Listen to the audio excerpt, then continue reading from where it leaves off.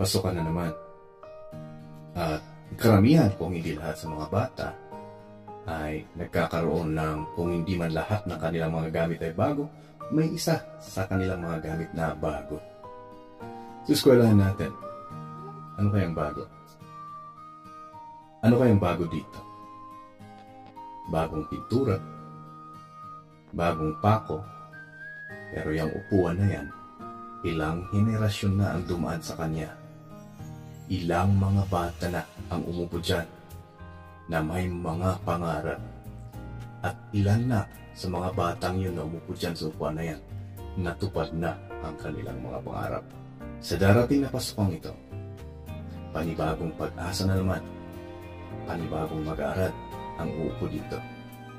At yung mga guro natin, panibagong pangarap na naman, panibagong hiling ang kanilang sasamitin. At isa dito, yung sana mapalitan na tumupuan na ito.